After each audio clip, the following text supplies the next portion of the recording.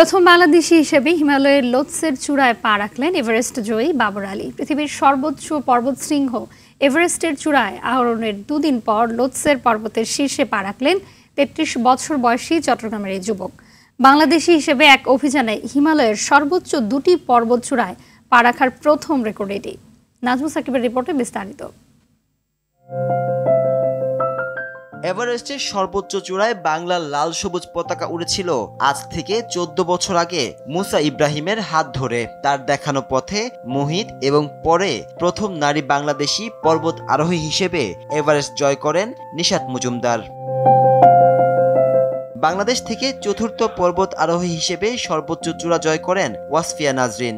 সবশেষ ২০১৩ সালে পঞ্চম বাংলাদেশি হিসেবে এভারেস্ট জয় করেছিলেন সজল খালেদ।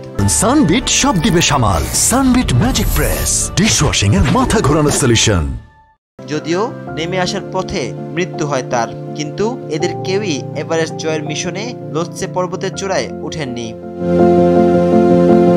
সজল খালেদের পর মাঝে কেটে গেছে ১১ বছর। এরপর চলতি মাসের ১৯ তারিখ ষষ্ঠ বাংলাদেশি হিসেবে এভারেস্ট জয় করেন বাবর আলী। সেখানেই থামেননি চট্টগ্রামের এই যুবক। প্রথম বাংলাদেশি হিসেবে পা রাখেন বিশ্বের চতুর্থ সর্বোচ্চ শৃঙ্গ লোৎসে পর্বতে। পৃথিবীর সর্বোচ্চ শৃঙ্গ এভারেস্টের চূড়ায় আরোহণের দুদিন পর ৮৫১৬ মিটার উচ্চতার লোৎসে পর্বতের শীর্ষ ছুঁলেন ৩৩ বছর বয়সী বাবর আলী। বাংলাদেশ সময় মঙ্গলবার সকাল ৬টা ৫ মিনিটে লোৎসে পর্বতের চূড়ায় ওঠেন এই পর্বত আরোহী। তুলে ধরেন বাংলাদেশের লাল সবুজ পতাকা।